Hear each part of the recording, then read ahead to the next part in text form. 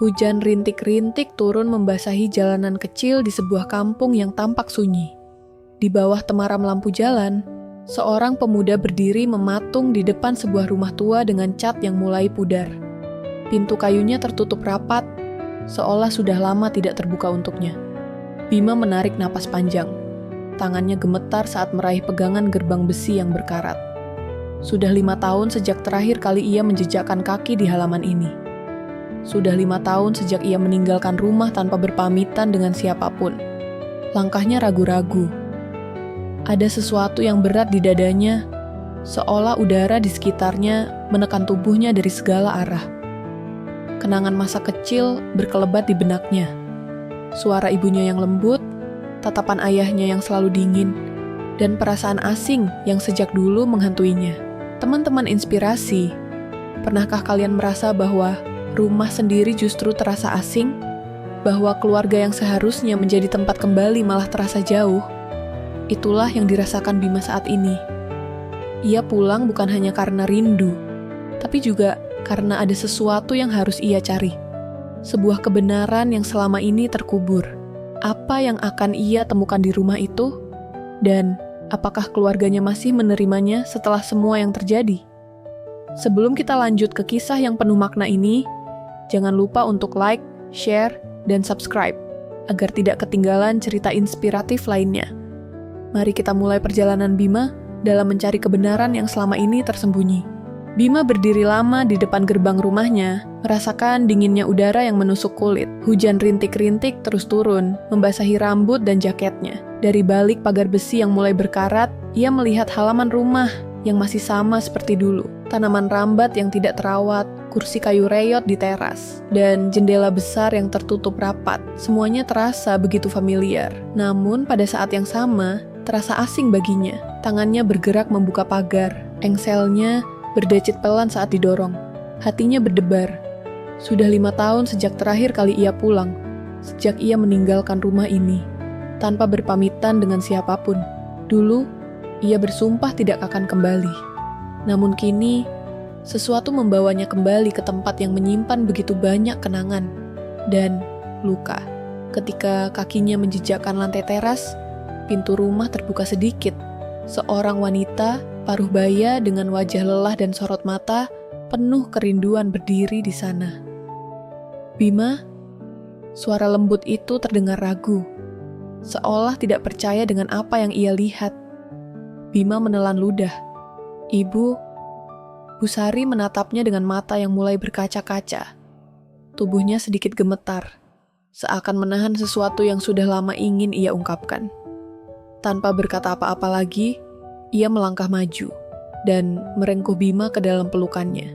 Hangat, tetapi ada sesuatu yang lain di sana.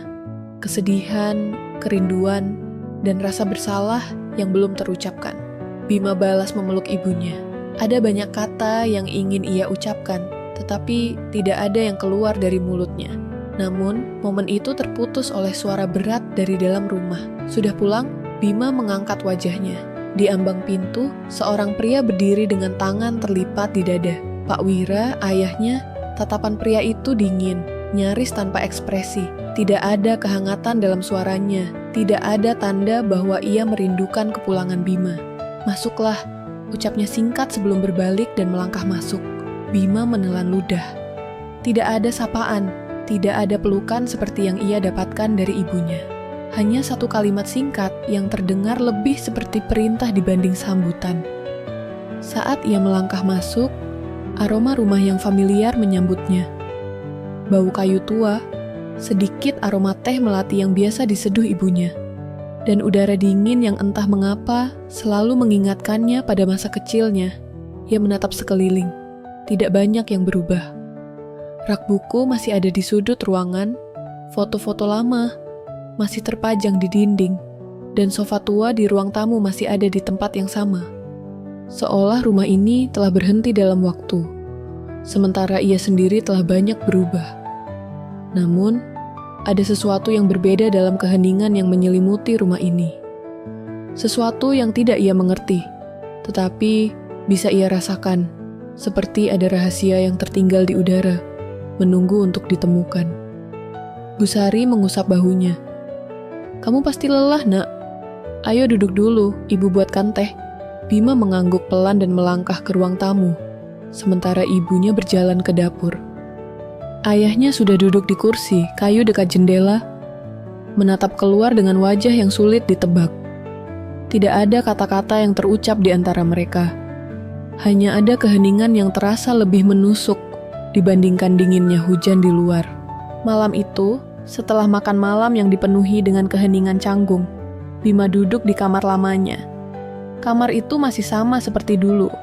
Tempat tidurnya masih di sudut, meja belajarnya masih penuh dengan coretan lama, dan di rak masih tersimpan buku-buku yang dulu sering ia baca. Ia menghela napas, berjalan ke arah meja dan membuka laci. Tangannya meraba sesuatu yang terasa familiar, sebuah foto lama. Ia mengangkatnya dan menatapnya dalam cahaya temaram kamar. Dalam foto itu, ada dirinya yang masih kecil, berdiri di antara ibunya dan seorang pria asing yang tidak ia kenali. Dahinya berkerut. Ia mencoba mengingat, tetapi tidak ada memori yang muncul tentang pria itu. Rasa penasaran mulai tumbuh di benaknya. Ia membawa foto itu ke ruang tamu, di mana ibunya sedang merapikan meja makan. "Ibu," panggilnya pelan.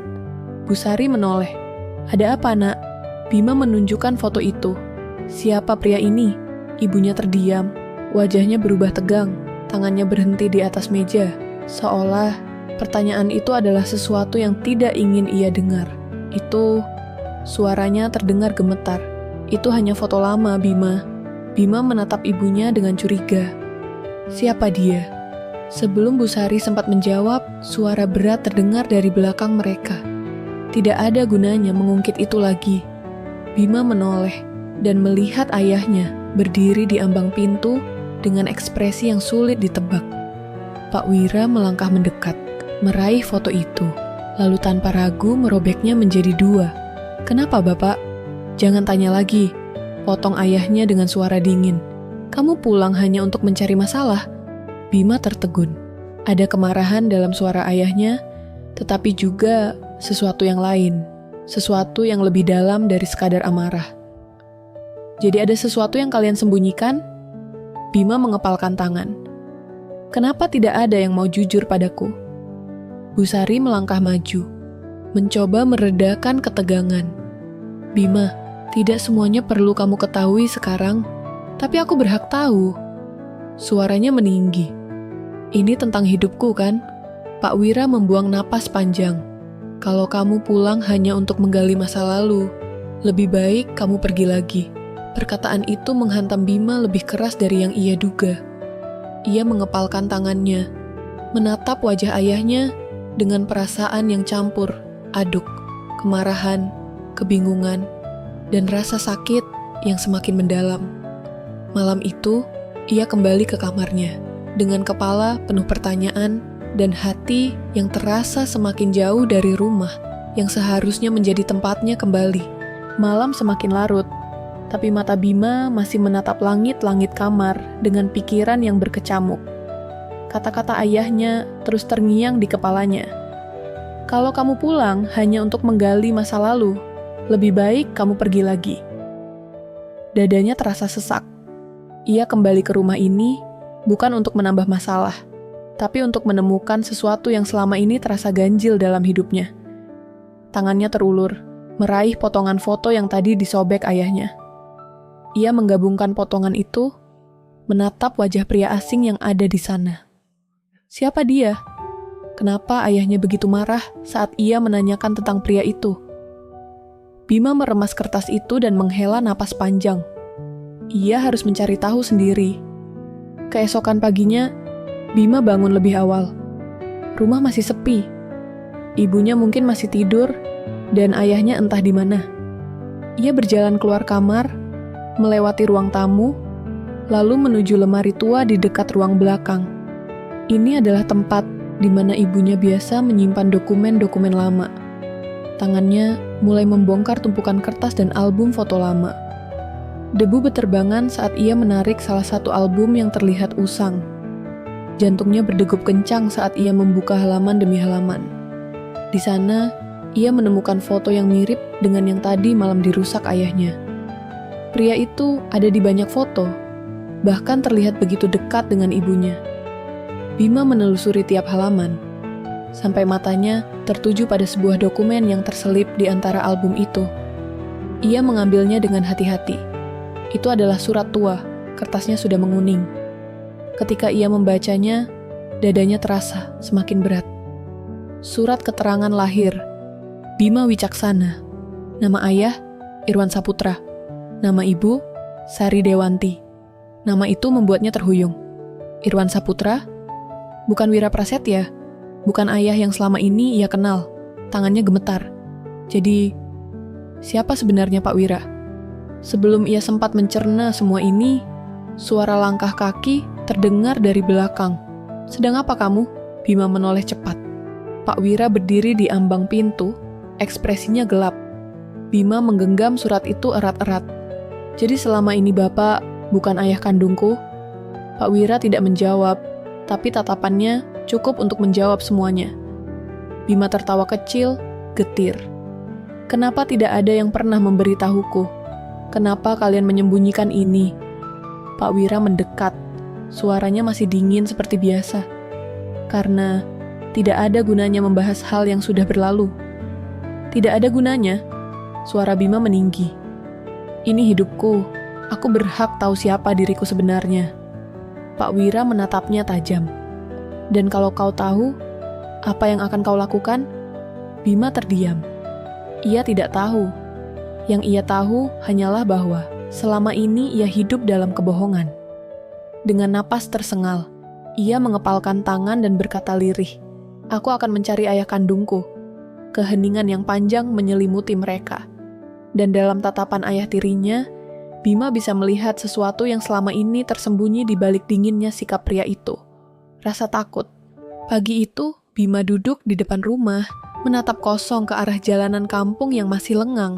Surat keterangan lahir yang tadi, ia temukan tergenggam erat di tangannya. Ia menghirup napas panjang. Setelah bertahun-tahun, akhirnya ia tahu mengapa ia selalu merasa ada yang janggal dalam keluarganya.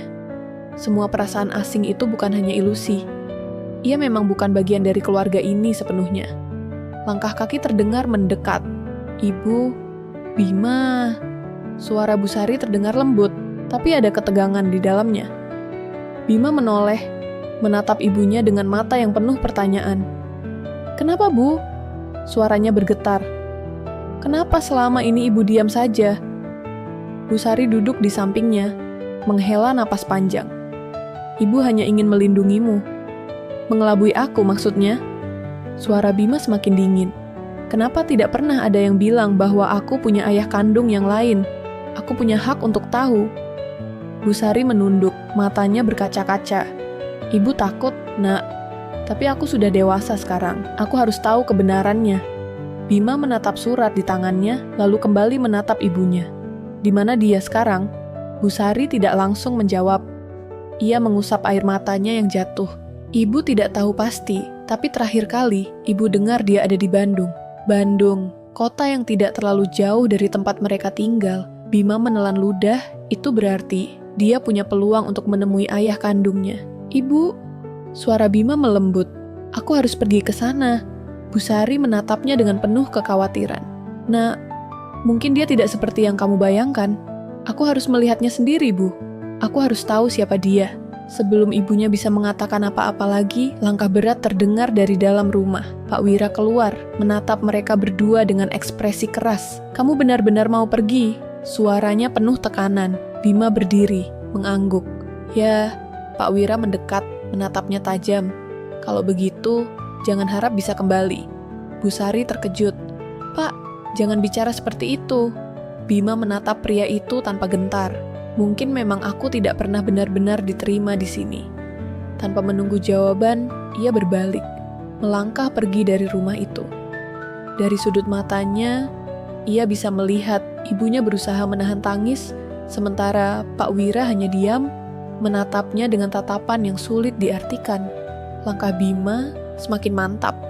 Ini bukan sekadar perjalanan mencari seseorang, ini adalah perjalanan menemukan jati dirinya.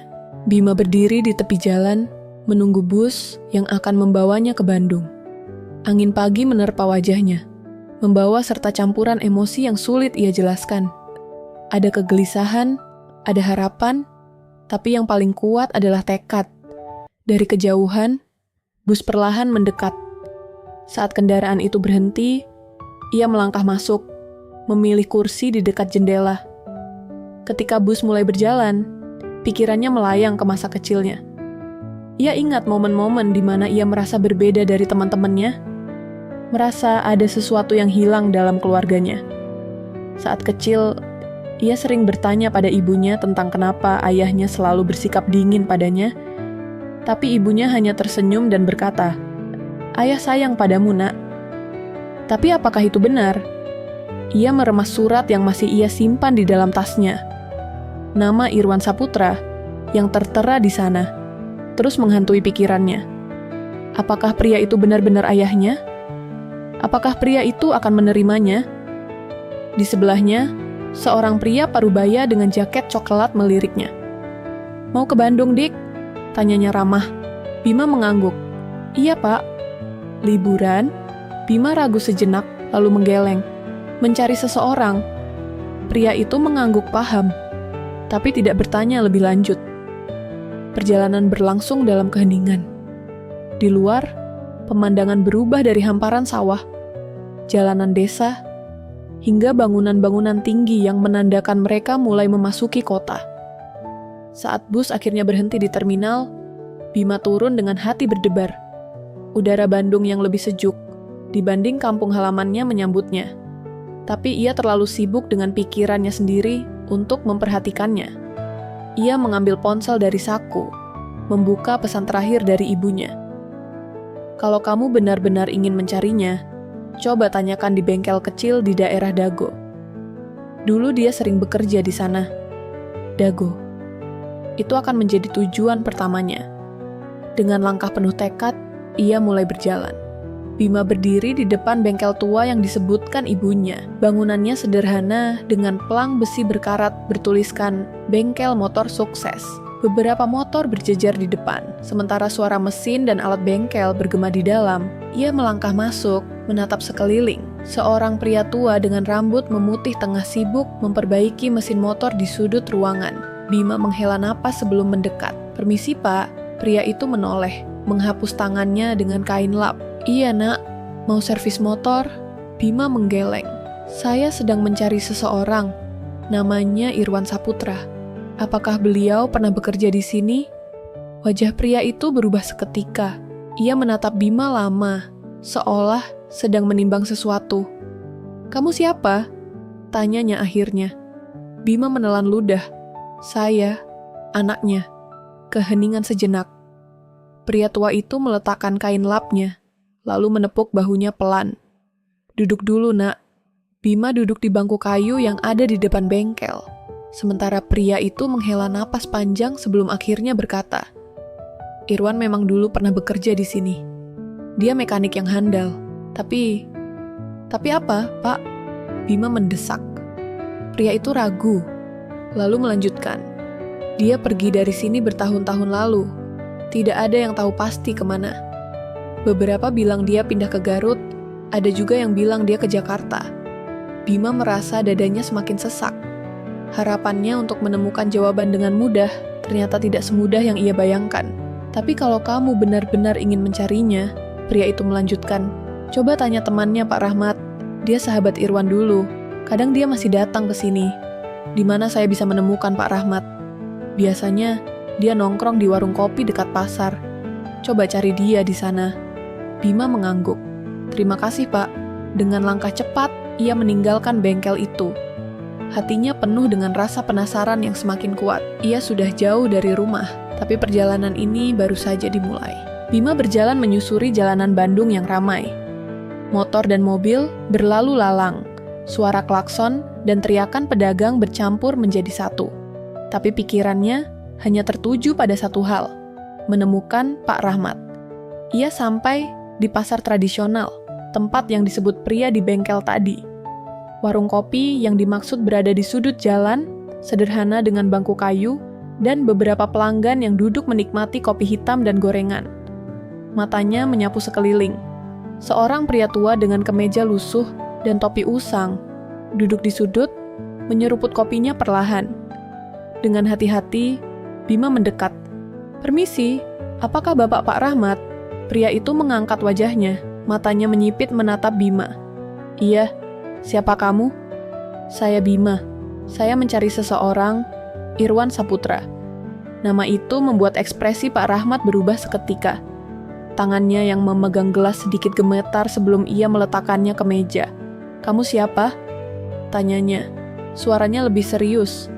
Bima menelan ludah. "Saya, anaknya." Keheningan menyelimuti mereka. Pak Rahmat menghela napas berat, lalu menatap Bima dengan mata yang seolah menyimpan banyak cerita. "Jadi akhirnya kamu datang?" Bima terkejut. "Bapak tahu saya?" Pak Rahmat mengangguk.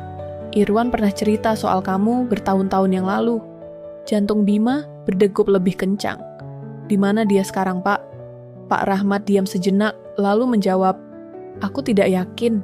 Terakhir kali aku dengar, dia tinggal di Garut." "Garut?"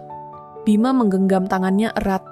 Pak Rahmat menatapnya lama sebelum berkata, "Nak, sebelum kamu pergi mencarinya, ada sesuatu yang harus kamu tahu." Bima menahan napas, menunggu kelanjutannya. Pak Rahmat menarik napas dalam, lalu berkata, "Irwan tidak meninggalkanmu begitu saja. Dia punya alasan." Bima menatap Pak Rahmat dengan penuh rasa ingin tahu. "Alasan apa?" Pak Rahmat menghela napas berat sebelum menjawab. "Irwan bukan pergi karena dia tidak peduli. Dia dipaksa pergi." Bima terkejut. "Dipaksa? Oleh siapa?" Pak Rahmat menatap Bima dalam-dalam, lalu berkata, pelan, "Ayah tirimu." Dunia Bima seolah berhenti sejenak. "Pak Wira?" Pak Rahmat mengangguk. "Dulu, ayah tirimu dan Irwan saling mengenal. Irwan memang bukan pria sempurna, tapi dia bukan orang jahat. Saat pernikahan orang tuamu hancur, ibumu berada di posisi sulit. Dan Pak Wira, dia yang mengambil alih semuanya." Bima menggeleng, sulit menerima kenyataan ini. "Jadi Pak Wira yang membuat ayah kandungku pergi?" Pak Rahmat mengangguk pelan. "Wira tidak mau ada bayangan masa lalu di dalam keluarganya. Dia ingin memulai hidup baru dengan ibumu. Dan untuk itu, Irwan harus pergi. Dia memberi Irwan pilihan, pergi selamanya atau membuat hidup ibumu menderita." Bima merasakan amarah membakar dadanya. "Kenapa ibu tidak pernah menceritakan ini padaku? Mungkin karena dia takut. Atau mungkin karena dia ingin kamu bahagia tanpa terbebani masa lalu." Bima mengepalkan tangan. "Aku harus ke Garut. Aku harus menemuinya." Pak Rahmat menatapnya dengan prihatin. "Kalau kamu benar-benar ingin pergi, carilah dia di sebuah bengkel kecil dekat alun-alun. Aku tidak bisa janji dia masih di sana. Tapi itu satu-satunya petunjuk yang aku punya." Bima mengangguk. Matanya penuh tekad. "Terima kasih, Pak." Saat ia berjalan pergi, hatinya penuh dengan berbagai emosi. Ia telah menemukan kebenaran. Tapi kebenaran ini hanyalah permulaan dari sesuatu yang lebih besar. Bima berdiri di depan bengkel kecil di Garut. Jantungnya berdetak kencang. Bengkel ini terlihat sederhana, dengan papan nama tua yang catnya mulai mengelupas. Beberapa motor terparkir di depan, dan suara peralatan bengkel terdengar dari dalam. Ia menarik napas dalam sebelum melangkah masuk. Seorang pria berkemeja lusuh dengan tangan penuh oli, sedang memperbaiki mesin motor. Rambutnya sudah dipenuhi uban, dan wajahnya tampak lelah. Bima merasa ada sesuatu yang familiar dari pria itu. Ia mendekat dengan hati-hati. "Permisi, Pak." Pria itu menghentikan pekerjaannya, menoleh ke arah Bima. Mata mereka bertemu. Waktu seakan berhenti. Bima bisa melihat perubahan di wajah pria itu. Terkejut, bingung, dan kemudian sesuatu yang lebih dalam. "Irwan Saputra?" Suara Bima bergetar. Pria itu menatapnya lama sebelum akhirnya berkata pelan, "Siapa kamu?" Bima menelan ludah, lalu dengan suara lirih, ia menjawab, "Aku, Bima, anakmu." Keheningan melingkupi mereka. Pria itu, Irwan, menatapnya dengan mata yang mulai berkaca-kaca. Tangannya sedikit gemetar saat ia meletakkan kunci pas yang dipegangnya.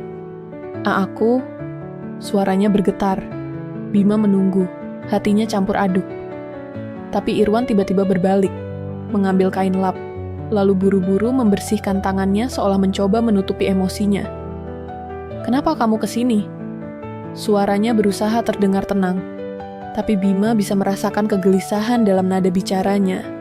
Bima melangkah lebih dekat. "Aku ingin tahu kebenarannya. Aku ingin tahu kenapa ayah meninggalkan kami." Irwan menghela napas panjang, masih membelakangi Bima. "Jadi ibumu tidak pernah cerita?" Bima menggeleng. "Aku baru tahu bahwa ayah dipaksa pergi." Irwan menegang. Ia akhirnya berbalik, menatap Bima dengan mata yang penuh luka. "Aku tidak punya pilihan lain." Bima bisa melihat air mata yang tertahan di sudut matanya. "Kamu harus tahu, aku tidak pernah ingin meninggalkanmu."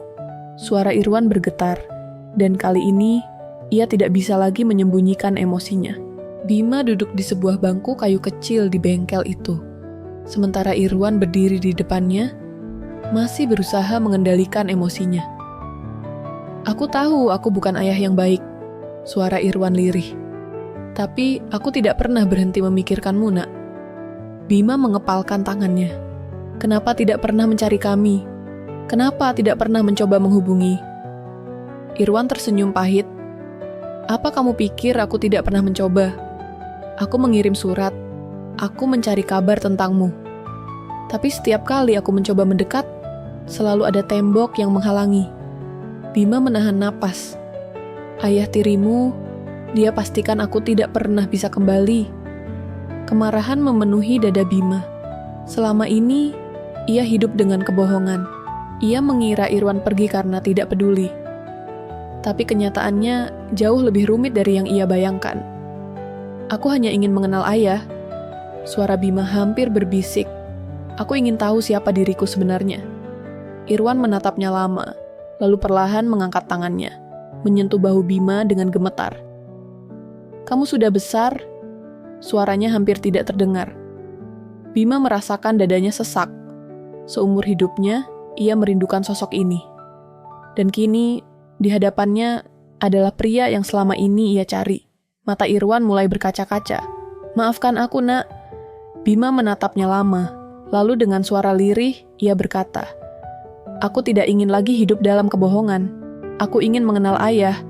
Jika ayah mengizinkan." Air mata Irwan akhirnya jatuh. Ia mengangguk. Lalu, untuk pertama kalinya dalam hidup mereka, ia merengkuh Bima dalam pelukan yang penuh dengan penyesalan dan kasih sayang yang selama ini tertahan. Di luar, hujan mulai turun, seolah ikut menjadi saksi pertemuan yang penuh makna ini. Bima duduk di teras bengkel, menatap rintik hujan yang membasahi jalanan Garut. Di sampingnya, Irwan duduk diam, seolah masih mencoba menyusun kata-kata yang selama ini tak pernah bisa ia ucapkan. Pertemuan ini bukanlah akhir, tapi awal dari sesuatu yang baru. "Aku tidak menyangka akhirnya bisa bertemu denganmu," ujar Bima. Suaranya lebih tenang. Irwan tersenyum samar. "Aku pun tak pernah berhenti, berharap suatu hari nanti kamu akan datang." Hening sejenak. "Ayah menyesal?" tanya Bima pelan. Irwan menghela napas. "Setiap hari, aku menyesal karena membiarkan orang lain menentukan hidupku. Aku menyesal karena tidak cukup berjuang untuk tetap berada di sisimu." Bima menatap ayahnya. "Aku juga menyesal, karena selama ini aku membencimu tanpa tahu cerita yang sebenarnya." Irwan menatapnya dalam. "Kita tidak bisa mengubah masa lalu, Nak. Tapi kita bisa memutuskan bagaimana kita melangkah ke depan." Kata-kata itu terasa menenangkan hati Bima. Pelajaran dari perjalanan ini jelas. 1. Terkadang, kebenaran tersembunyi di balik cerita yang tidak pernah kita dengar. 2. Hidup tidak selalu hitam dan putih. Setiap orang memiliki alasan atas keputusan yang mereka buat. 3. Rekonsiliasi membutuhkan keberanian. Tidak mudah menghadapi masa lalu, tapi itu adalah satu-satunya cara untuk berdamai dengan diri sendiri. Bima tahu, perjalanan ini belum selesai. Masih ada ibunya yang harus ia ajak bicara. Masih ada banyak luka yang harus perlahan dipulihkan. Tapi untuk pertama kalinya dalam hidupnya, ia merasa lebih utuh. Ia berdiri dan menatap ayahnya. "Aku akan kembali, Ayah." Irwan tersenyum, matanya berbinar. "Aku akan selalu menunggumu." Hujan mulai mereda. Langit yang mendung perlahan menampakkan sinarnya. Seperti hidup Bima, yang perlahan menemukan cahaya setelah sekian lama tenggelam dalam ketidakpastian. Teman-teman inspirasi, dari kisah Bima, kita belajar bahwa keluarga bukan hanya tentang darah, tapi juga tentang keberanian untuk mencari kebenaran dan memaafkan masa lalu. Jika cerita ini menyentuh hatimu, jangan lupa like, share, dan subscribe, agar semakin banyak orang yang terinspirasi.